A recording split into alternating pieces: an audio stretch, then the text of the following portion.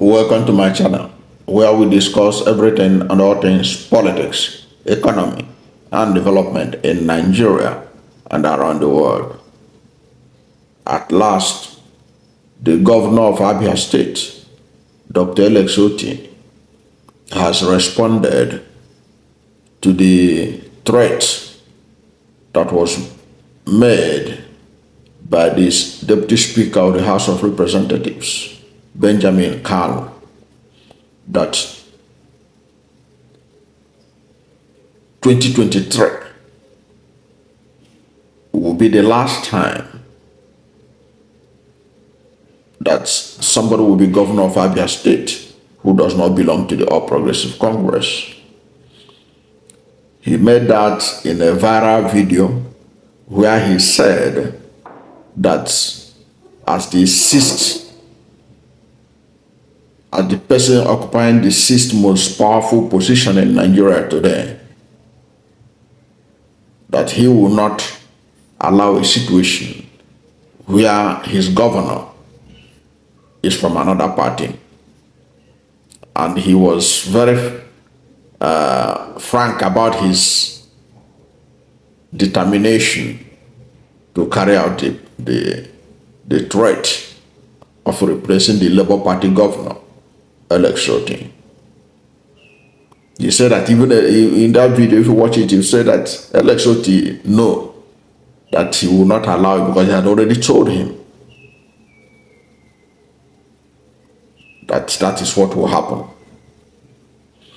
Now, Alex Otti, speaking with journalists in Abia State, in Umuahia, Abia State capital, in his first reaction to that viral video, said that the reason why he did not respond was because he knew that power belongs to God and that he gives it to whoever he wants, and that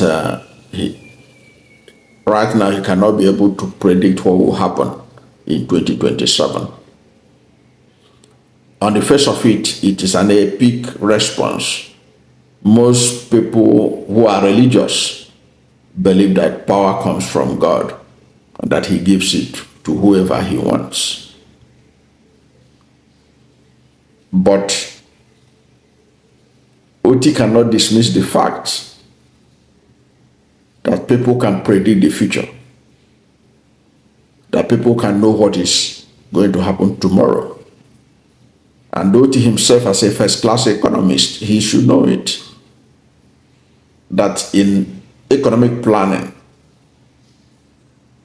you have short-term plan, long-term plan. Okay? If you don't believe that, these are projections you make of what will likely happen in the next 5 years, in the next 10 years in our economy. This is what we're going to put in place. This is what will likely happen. So it is not totally right to say that nobody knows what will happen in 2027. It is from this 2024, we can be able to know what will happen in 2027. A futurologist was asked, and that futurologist was an astronaut. He was asked, can man see the future? The futurologist said, yes, man can see the future. How can man see the future? He said, the future is the series of events that are happening today. The future is the series of events that are happening today. So because we can see what is happening today, we can be able to see what will happen tomorrow. So I think that why I'm saying this is that Alex Otti should be on his guard. These APC people, they mean business. He knew what he passed through before he could be able to keep that seat. Abia people rallied around him there was nothing that the PDP that worked with APC. Don't forget that PDP worked with APC in Abia State in the last election. So the APC did everything to help PDP to retain Abia State. But Abia people said no. Why did I say this? Don't forget that Dr. Alex, the governor then, was in alliance with Yeso Wike and co. under the G5 governors that were against their own political party's candidate, Alhaji Atiku Abubakar. So one of the ways to reward Okezi Ikpeazu was to at least have his man as his successor. So they were able to, that nothing they didn't do, but Abia people rose in unison and said, no, there is no way we are going to allow this mandate slip out of our hands. Look at what happened to Enugu State. Enugu State, eventually, they were able to extricate PDP from total defeat in Enugu State. Don't forget, the Enugu State governor at that time was also part of the G5 that opposed Alhaji Atiku Abubakar, that worked against their party. So APC, who were controlling the Independent National Electoral Commission literally, wanted to allow PDP to retain Enugu State. And they were able to achieve that, despite glaring evidence that it was the Labour Party that won Enugu State in that election. At the end of the day, PDP triumphed. They wanted to do the same thing in Abia State. It took the doggedness of Alex Otti himself and the people of Abia State. And you can see the celebration that followed his emergence as governor. Abia State has never celebrated a governorship victory like the way they celebrated Alex Otti. So that is something that should be noted. If APC say they want to take Abia State, they mean business.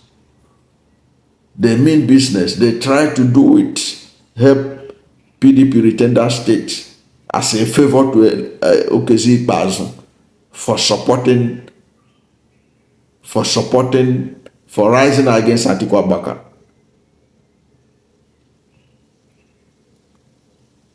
That's a fact. So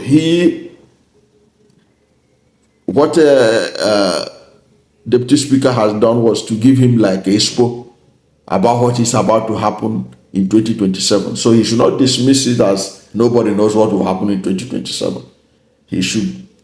I know that perhaps he was being diplomatic, but the thing is that he must be on his guard and take the threat seriously. My only concern about Alex Otti is basically because of the situation in Labour Party. Because if Labour Party continue to be in this kind of mess, Alex Otti may have to find alternative platform in 2027. If the crisis in Labour Party is not resolved, if the Labour Party continue to be a party where you don't know who is the national chairman and INEC don't know who to recognize as being in charge of the party, then ahead of 2027, all man will have to find his level.